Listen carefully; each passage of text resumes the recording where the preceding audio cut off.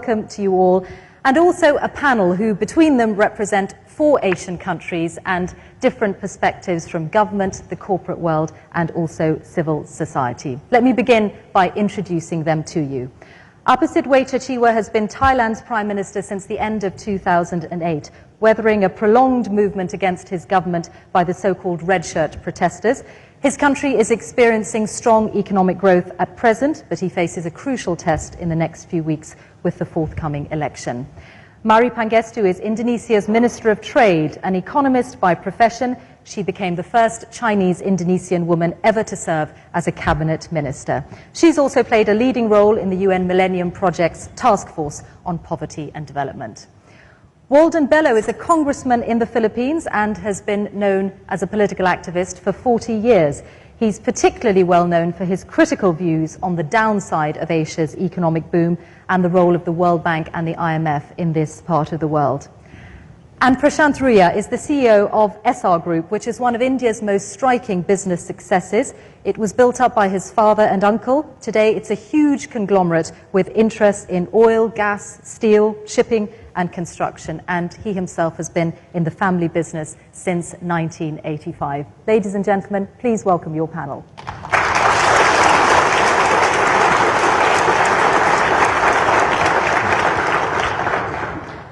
I'd like to begin the discussion by looking at some of the evidence of inequalities. Here is data recently compiled by Forbes magazine. In 2010, 40 Indonesians held combined wealth equivalent to over 10% of GDP. In Thailand, the 40 wealthiest citizens are worth an amount equivalent to nearly 12% of Thailand's GDP. I'd like to ask you all how you feel hearing a striking statistic like that. Prime Minister.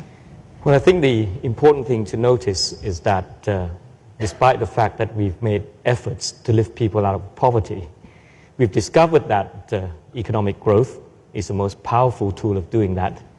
But that growth has been dependent on the market system.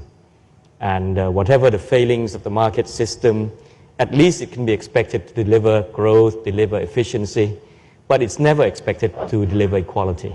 Which is why I think it's important for not just the government now in these days, but the private sector to seriously think about growth models which will allow us to continue to enjoy strong growth while at the same time being able to share the wealth. But do you feel disillusioned thinking about the fact that 40 Thai citizens... I see it as a very important challenge, and I see that unless we get to grips with the problem, the growth would not be able to be sustained. I think it would put greater tension within the economy, within the political system, and therefore it is very important that we address the issue.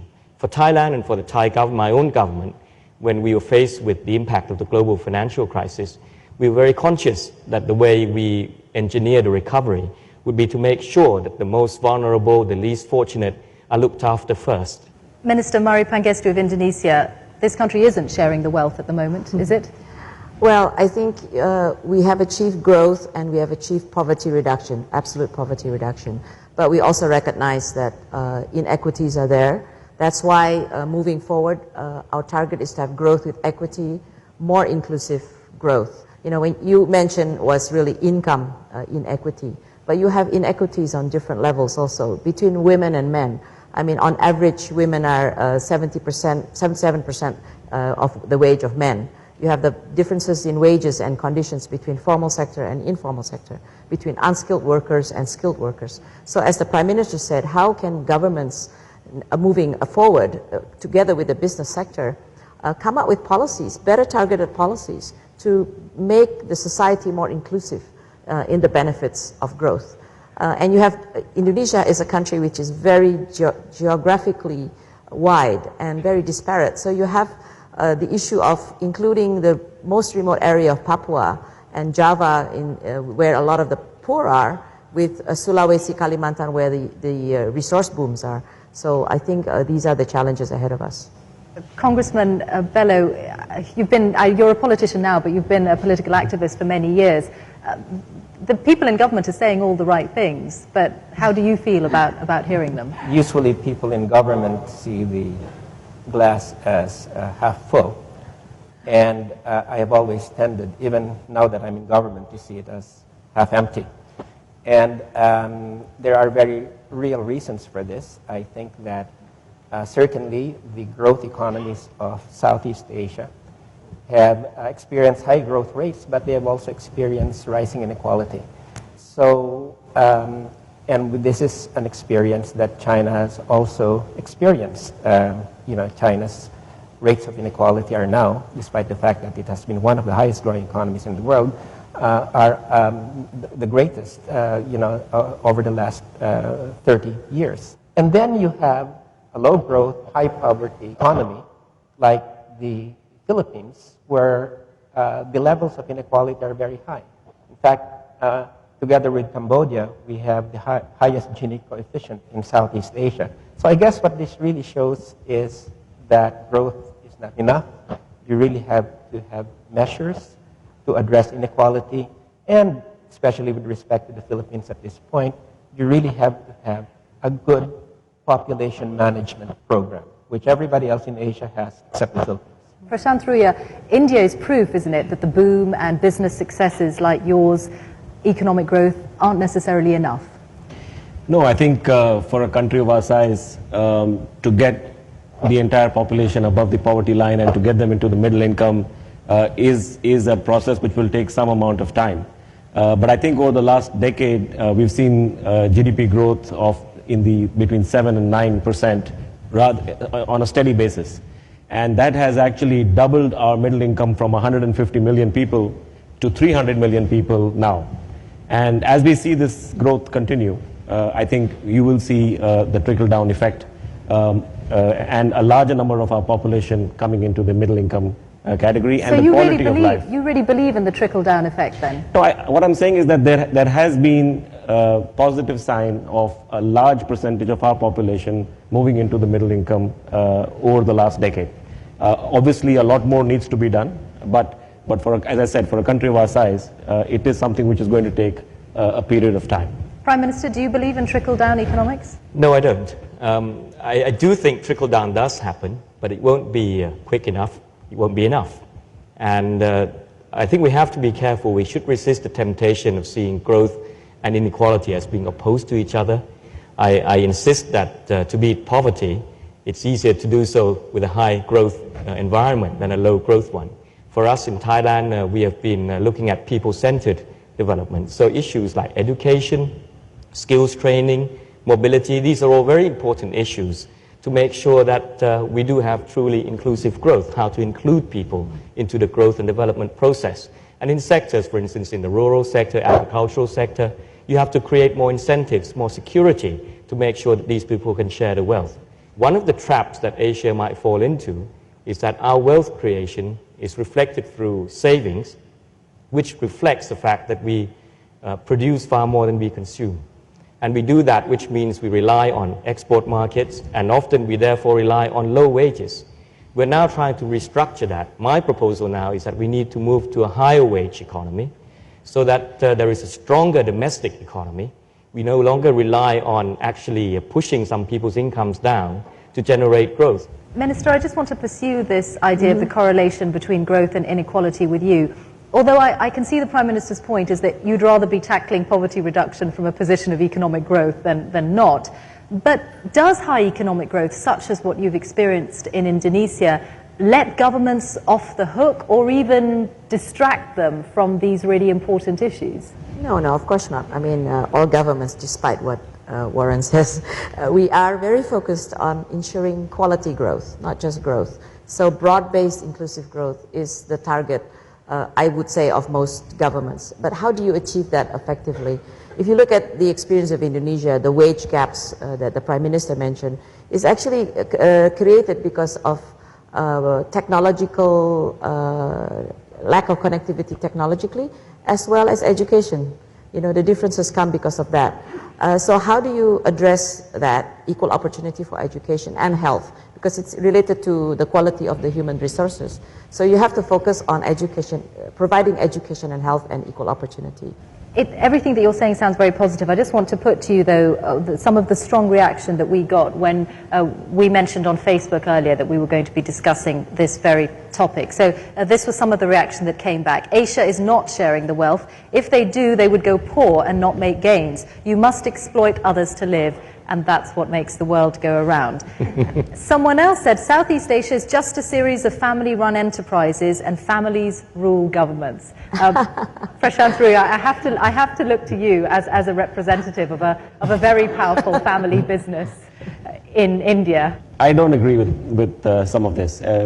If you look at India, I mean, again, the largest number of entrepreneurs which a country has is coming out of India.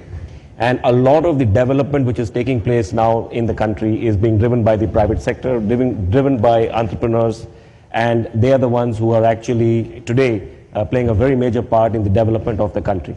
And that's what's providing the growth. But they're often from big business families, aren't they? No, I think if you look around India today, you will have a very, very large number of entrepreneurs who are self-employed, whether it's in the retail area, whether it's in agriculture, whether it's in business. And yes, there are obviously a few large groups which have also taken large risk and have invested heavily in the development of the country. So I mean, it's more for the government to decide what is the right answer. But I do believe that entrepreneurship is playing a very big role in the development of the countries. Okay, well let me ask the Prime Minister and the Trade Minister. Is Southeast Asia just a series of family-run businesses? No, I think we are moving away from that model. I think the issue of governance, the issue of transparency are now coming to the fore. And I believe that when you're in a high growth environment, despite the fact that there may be an increase in inequality, that will actually put more political pressure, because I think as people move out of absolute poverty, they have high expectations about their lives. They want to have political rights, they want to see higher standards as far as governance is concerned. And therefore, I think these issues need to be addressed. And I don't believe that you could run on a model of exploitation forever. You will only increase more and more tension. Well, let me just add that maybe that was true pre-97-98 financial crisis, even like Indonesia and Thailand. But after the financial crisis, basically you've had a total transformation. The banks and the businesses are no longer related because of the much stricter regulations, and the whole a lot of the family businesses had to transform themselves after the crisis. And there's a much larger number who have gone public. And once you go public, you are under subject to transparency. Congressman, has that much changed in Southeast Asia? No, I would disagree with that. I do think that whether it's Indonesia, Thailand, or the Philippines, we still really have a small number of families controlling the wealth. I think there have been slight changes, but I would say that qualitatively the situation has not changed. Part of the reason that inequality persists is because of lack of good governance, lack of democratization. And here, with all due respect to the Prime Minister of Thailand, I think Thailand has taken slid back in terms of democracy ever since the 2006 military coup. And Thailand cannot, at this point, tell the Burmese military junta, you better start behaving, when it has this same record of military intervention. So I guess I just want to bring in the fact that good governance is really critical and democratization is really key. Now, having said that, I would like to say that despite the fact that we've had 26 years of democracy in the Philippines, it has been such a limited democracy that it hasn't really been able to change the structures of inequality. So we all face the same problems at this point in time, but good governance and democracy, they're a very essential part of the mix. I would need to respond to that. Yeah, your democratic credentials we certainly took a step back with the coup in 2006, but you have to recognize that since the coup, we had a referendum on the constitution.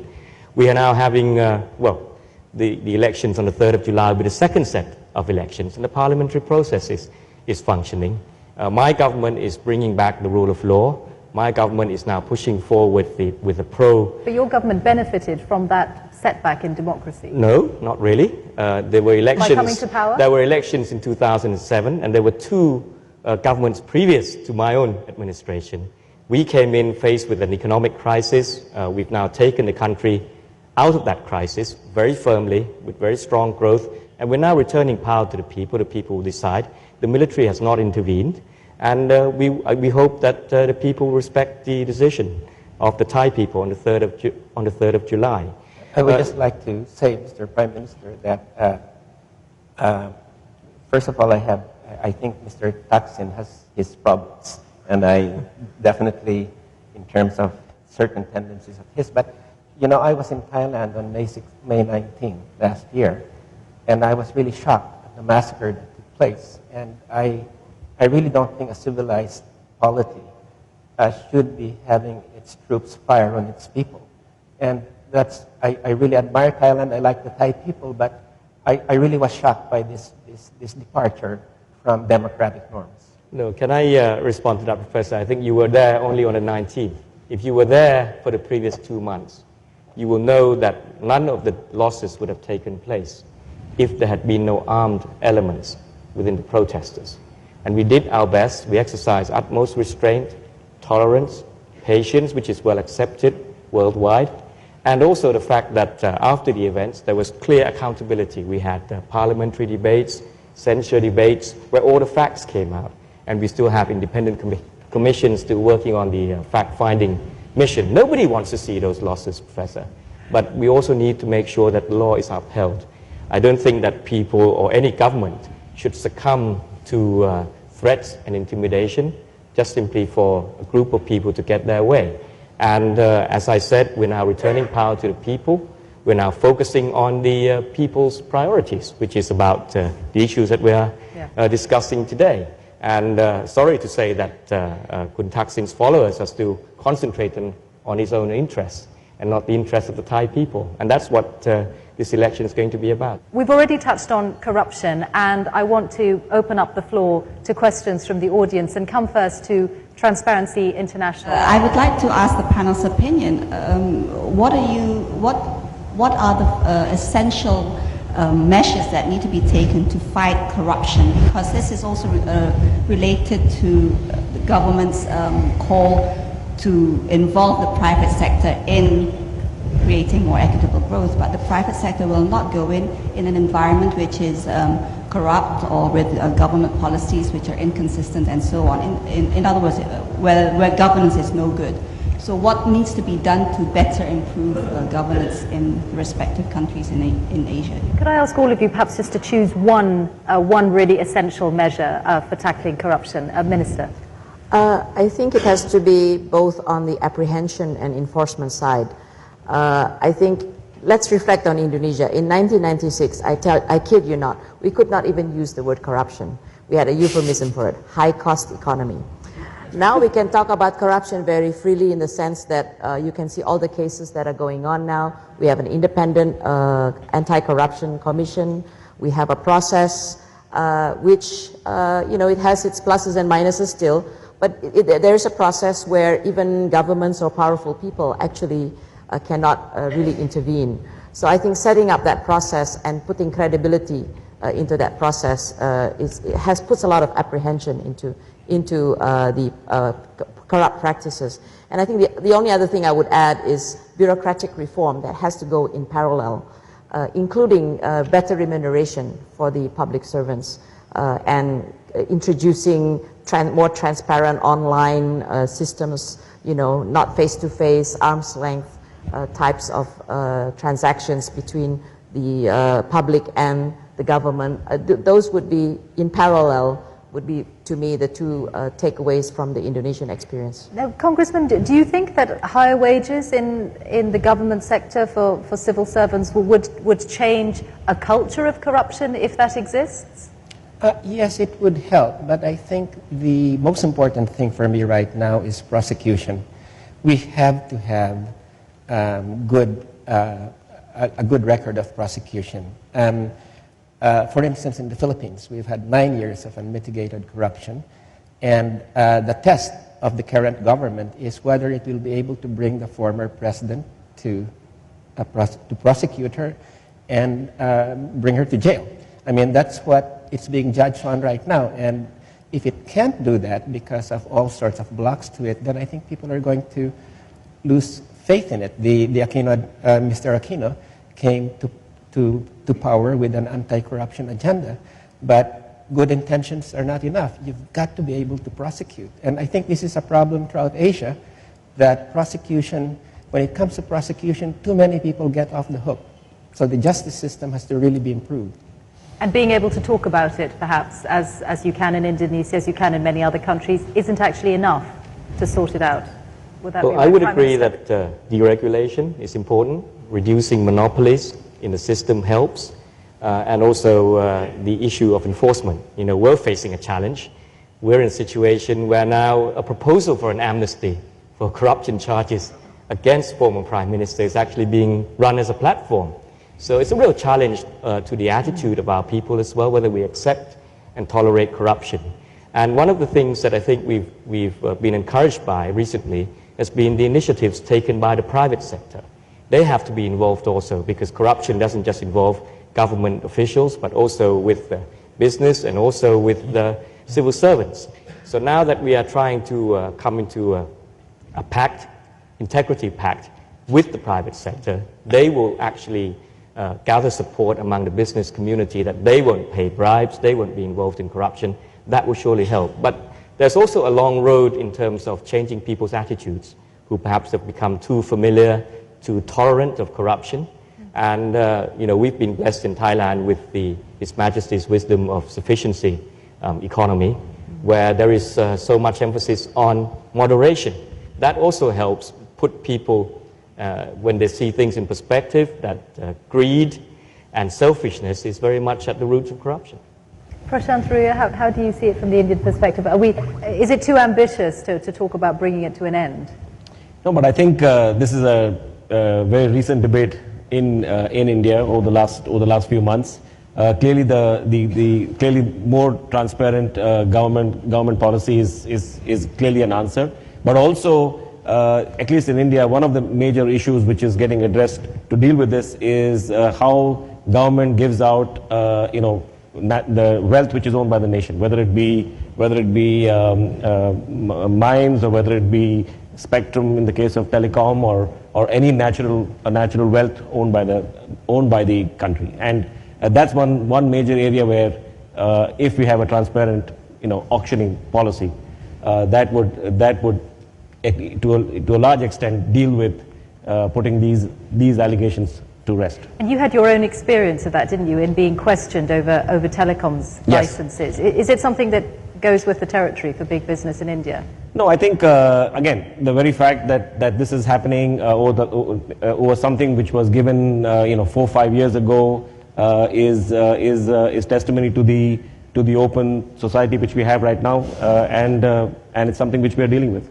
I'd like to focus the next part of the discussion on looking at what the signals are in terms of people's attitudes to inequality, changing perceptions. And I'm interested to hear from all of you about whether you feel people are more aware today of the inequalities, more demanding perhaps. Walden, you've worked as an activist for many years before entering Parliament. Is it easier to make people more aware of their rights today than it was when you first began? Yes, I think throughout the population, from the upper class to the lower classes, there's a great deal of consciousness about inequality. There's more demands for it to be, it's no longer that tolerated. And so I think there's also a very high degree of consciousness about corruption at this point in time. And so I would say that you have a situation whereby there's a great deal that's being expected from governments at this point in time, and they have to deliver in terms of reducing inequality and eliminating corruption. Those are just two things that are there at this point in time. At the same time, the one thing that I think there has to be more of is a sense that economic policies do matter. The thrust of an economic program does matter. For instance, can we start moving beyond export-oriented growth? Our economies throughout Asia have been so focused, including China, has been so focused on the export markets in the West.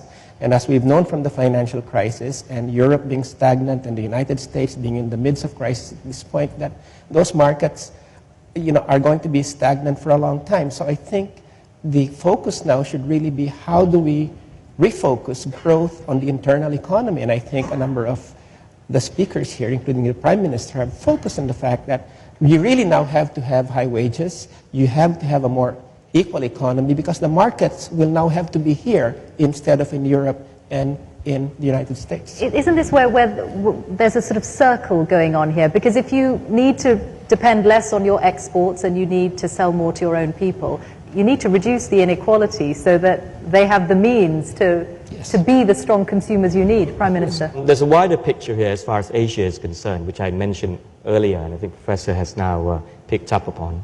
We're really surplus economies at the moment, and we're at the crossroads. What do we do with that surplus? What do we do with that wealth? There are two paths that I don't want to go along. One is we're using that surplus basically to finance the consumption of the Western, the American, or the European countries. There has to be a bit of that for rebalancing in the global economy, but it would also be a waste of the surpluses that are being generated. Secondly, we should be careful that that surplus is not used simply to encourage consumption within the economies. If you do that, then it's likely to go to the well-to-do, the richer parts of the economy. What we'd like to see is that surplus is now used for two things. First, it should be used to invest in infrastructure. That will be something that will help the future generations and to connect up, to bring people in remote areas, rural areas, people with less opportunities Which into the China has economy. done quite successfully. Which they are doing. And the second thing that we should do also, of course, is to build up a better welfare system. We need to build better safety net programs, which is what we are doing in Thailand also. We make sure that to cope with the volatility of the market economy, we need to make sure that all our people at least have some kind of insurance. We're now beginning programs on crop insurance against extreme weathers. We want to carry on with the income guarantee programs because we want to make sure that if they're sick, if they're old, if they are in the agricultural sector, they need to have some kind of assurance that their lives can go on. And that's an interesting shift, and I wonder, Prashant Ruya, whether you think people expect that kind of safety net now, because that's quite a big shift from the idea that you look after yourself or your family looks after you to thinking that actually the state owes you something. Yes, I think, but just to come on to the earlier point first, I think India is a fairly good example for growth which is based off internal consumption and internal demand. 70% of India's GDP is driven domestically, and the entire focus of the government and the country has been on growth led on internal consumption. And I think and India has never been an economy focused on exports. As regards the safety net, I think at least currently in India the safety net is provided by family, because for generations it's been the family which is the safety net for the people who require it. From a government perspective, it's certainly welcome, but I think it's going to take some time if in India something has to be provided on such a large basis. And I wonder, Congressman, what you think the right safety net is. Whose job is it? Should it still be the family's job to provide for individuals? No, definitely. I mean, you've done a lot of work on the World Bank and the IMF. Yes, no, definitely. I think the state has to step in and in fact, provide these safety nets. And we've had, years whereby our economies were really pushed along structural adjustment lines, get the state out of, production, get the state out of welfare. That's ended, and we really are now all throughout Asia. There's this refocusing on the duty of government is to assist the people and provide and help them from slipping through the nets. And this is definitely something that we're trying very hard to do in the Philippines. And when the Prime Minister was speaking, I was very glad at a number of the proposals he was making, but I also wanted to make the point that, as I understand it, Mr. Thaksin's government was in fact pushing all of the safety nets, and that probably this is what is good about competition, in that it forces the Democrats to also consider safety nets. No, well, I would just have to say,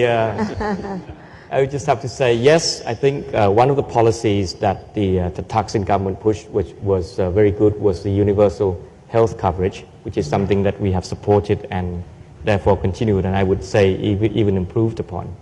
But also so much wealth was taken away from the country by his government also. And he didn't actually encourage a kind of sustained model of building up a welfare system. Too much was on the populist handouts. And our approach, and I would add this as a qualification to when you say who should be building up the welfare system, it shouldn't be solely the state. And I think it shouldn't be solely the state. I think we should tap into the culture of high savings in the Asian economies, where people have to make their own contributions also, which is why we're now setting up the National Savings Fund. We are now opening up opportunities for the informal sector to join the social security system, whereby we therefore encourage people to continue to save, but they get additional matching funds from the state. And this kind of welfare model, I think, would be more sustainable, because we don't want to go in and get into a situation later on like many other economies in the West have gotten themselves into, which is the inability to sustain that kind of welfare model where the state just relies solely on taxes. Well, politics aside, if I can say something on social safety nets, I think social safety nets should be targeting the very poor and the very vulnerable, and it has to be done in a well-targeted way and using the right types of subsidy. You know, do you give cash? Do you give in kind? One of our lessons in 2005 was we reallocated the fuel subsidy, which was said to be intended for the poor, but actually was not benefiting the poor, and we reallocated it so that it would benefit the poor in terms of cash transfer as well as rice subsidy, for instance. And then the next layer, that's where you do create more opportunities, microfinancing, job creation, self-employment. So I think you have to, for addressing inequality at different levels, you have to have very different policies and be very clear on the target. I think that's so that you know what needs to be done. And I would say democracy, you know, the debate that was going on here, democracy is actually the best test for whether a social safety net is actually what the people want. You are not going to get elected next round if you don't really deliver to the people. And that's exactly what happened in Indonesia in the 2009 elections. People voted not based on ideology anymore. They voted on whether the politicians were delivering what was needed. Prashantria, how much is there a trend towards corporate social responsibility in India? This is not a region of the world that is known for CSR, but I wonder, is that changing? Yes, I think there's been a big change again in the last few years, and most of the major corporates are taking a CSR very, very seriously. We have a foundation called the SR Foundation, where we provide CSR around 3 themes. Entrepreneurship is one of them, education, and all around our facilities. Most of our facilities are actually in the less developed states, and there is a very, very major focus on providing education and entrepreneurship to most of these people. I know you do very good work, but I'm just wondering whether there is ever a point where, when you're active in a particular area, like I know you're particularly active in Gujarat, right, which is where a lot of your production base is, could it also not exacerbate inequality? Because you're probably operating in states where there are lots of opportunities already, and then when your CSR is focused on that same region, again, it leaves other parts of India behind. And I think Gujarat, therefore, is not a very good example, because Gujarat is actually one of the states which is doing extremely well and is right up there amongst the performance amongst all the various states. And therefore, more of our activity is actually in the less developed states on the eastern part of the country, which is Jharkhand, Orissa, and those states which actually need much more CSR activity. I'm going to come to a couple more questions from the audience. Ian Bremer. I'll bring a question up on that democracy test. In Indonesia today, we've had an extraordinary move towards democracy. To what is the mentality there sufficiently for President Netanyahu to say, I'm not going to groom, I'm not going to talk about who my leader, my successor is going to be? Or is there a significant risk that the roots aren't sufficiently entrenched? And in Thailand, with a very significant upcoming elections coming, are the generals sufficiently respectful of the significant mentality supporting democracy, and will they respect whatever outcome comes from a democratic election? Democracy is well and alive and getting stronger every day in Indonesia, because don't forget, it's not just direct presidential election. We have direct elections all the way down to the village head. So I think Indonesians in the last 5 years have gotten used to democracy and electing people or politicians based on performance. And there's been a huge, I think, information spread there. I think that's the other component, democracy plus instant information and instant response. The fact that we have this social media, interconnecting the youth of Indonesia as well as the people of Indonesia. 38 million people in Indonesia use Facebook, 162 million people have handphones, and so on. I think similar with the other countries. So you really, in a way, you really can't lie. Prime Minister If Abhisit, you follow the coverage of the elections, you will see that all political parties, the army and all groups are now saying that everybody, not just generals, everybody has to respect the decisions of the people on the 3rd of July. it's not the same as believing. Do you believe that the generals, are you absolutely certain that they will respect every result? Talking about it is not the same as you believing. There's no reason to believe that the decision would not be respected. And it is clear that all political parties have the freedom to campaign now, and they are also going to have the freedom to choose the next government once the election results are known. Walden Bello, are you as confident about the entrenchment of democracy in this part of the world? I hope the Prime Minister is right. I'm a bit more skeptical. I do believe that if it is the opposition that wins, I think Thailand will have problems with the generals and with the, shall I say the word here, we're in Indonesia, with the monarchy. There is, I think there's a problem in a polity where saying something about the king gets you or lands you in jail. I don't think that lèse-majesté rules have any place in a modern polity, which is why I'm a bit skeptical.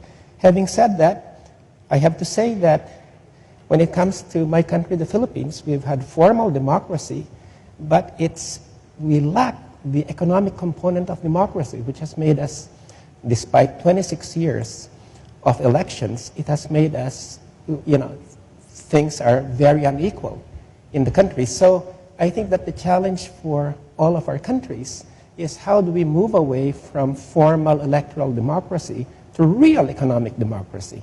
That's, I think, very, very central at this point in time. If you think of what's happening in India in terms of democracy, I think it's a very good shining example of how the people's view and the people's verdict is final.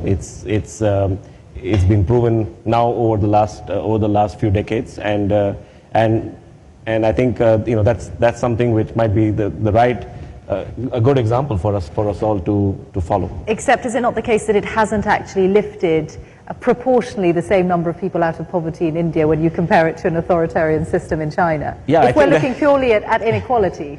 Yes, I think that might be true, but then you also give up a lot of your other, I mean, you get that with a lot of other things, and in democracy the growth is slower, the decision making may be a bit slower, but at the end the people feel that people have a voice and they get what they want, and they have the right to choose if a government is not performing. I guess you could always find exceptions to the rule, but you would have to be convinced that economic and political democracies will help support each other. If you have more economic democracy, you are likely to support a more liberal democratic regime, and vice versa. If you have political democracy, the chances are that the government that needs to respond to the majority of people, we have to make sure that there is greater economic democracy also. I know this isn't a a forum to discuss Thai politics, but since the professor keeps bringing this subject up, I should also point out that he's quite right in saying that political democracy has many dimensions. And when he said that the opposition, if they win, might create problems, I think it depends on what they do. If they would get on with the issue of governing for the majority of people, there would be no problems. But if they try to subvert the rule of law, if they try to overturn court decisions, if they try to grant amnesty and put one man's interests over the people's interests, and when that man has been questioned about issues about corruption and human rights, you have to say that the democratic process is more than just elections and majority rule, which is why the problems that we saw in 2008 wasn't brought initially by the fact that the pro-Thaksin parties won. It only began when they begin to make proposals like amnesty and therefore created troubles. As for the lèse majesté law, let me just say that this is part of the criminal code. It is something that is tied to our historical and cultural roots, part of national security, and the monarchy has no self-protective mechanism. This is something that, if things were said about you, Professor, you could take them to court. The monarchy can't take people to court, which is why we have this law.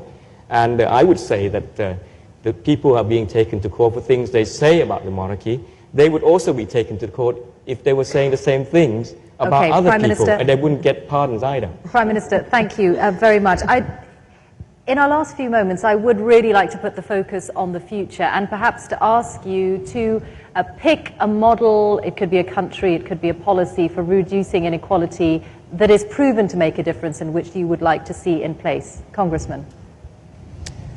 Well, if you ask me, let me just say that since the question of China came up, as Mr. Prasad had brought up, I don't think China is a good model for Southeast Asia, even with the so-called very high growth rates that it was able to achieve. I think the creation of inequality and the lack of real democracy in China is a very big problem. And it's a very big problem not only for the Chinese people, but it becomes a big problem for us in Southeast Asia. We have a situation whereby our big northern neighbor is throwing its way around in a place like the Spratlys, claiming that the whole sea belongs to them. And I think I just wanted to bring this up because we cannot have a discussion about Southeast Asia in the future without bringing in the whole question of China. And I think that we all have a common interest in making sure that China behaves. Minister. From a personal as well as from a professional perspective, I would say remove the inequities for women, because you would get a lot of bang for that, in a sense, bang for the buck in that sense, because you would address a lot of other inequities. Give them equal opportunity for education, girls and boys, equal opportunity for education, equal opportunity for work, equal opportunity for capital, and equal wages. Because for $1 a woman gets for her spending, she will spend 90% on the household. Male will spend only 50% on the household. That means, they will spend on food so the children are well fed, more nutritious food, so human capital investment. Education, and women empirically are less corrupt. Also a lower bad debt ratio. So it's a good investment to reduce all kinds of inequities. Obviously, I'm loving this, but I fear you may be accosted by many people as you actually leave this room today. Prashant Ruya. No, I think we've got in the region, the democratic process which we have, and especially in India, is an extremely good model, given the diversity and the size of the country which we've got. Obviously, we have to remove the inequality. That's something which I think we have discussed and everybody is concerned about. But I think the overall model which we have is the right one, and the focus should be more on execution of our plans and the development of the country, and the region, which I'm sure is what all the political leaders are trying to do. Prime Minister, is there a country that you look to as an example? Let me just first of all reconfirm what the Trade Minister has said. We do have the same experience about women being much better debtors than men. And I would certainly support participation of women in the development process and taking care of more of the financial aspects of the economy. No, I don't have a particular model, but I think what we should do is we should learn from a variety of experiences. I think we often look and aspire to the kind of welfare that has been built up by the Scandinavian countries, for instance. But if we can't have high taxes, we should tap into the high culture, the high savings culture of Asia. We should look to China in terms of infrastructure, in terms of recycling the surplus. We should look to microfinancing experience in a number of South Asian countries, which is working well. We should look at innovative schemes like having poverty alleviation measures being tied to making sure children are kept in schools from some Latin American countries. I think we should learn from a variety, pick and choose the best, and make it our own model here in Southeast Asia. Well, ladies and gentlemen, that's all we have time for today. I'd like to thank the panel who've taken part in this world debate.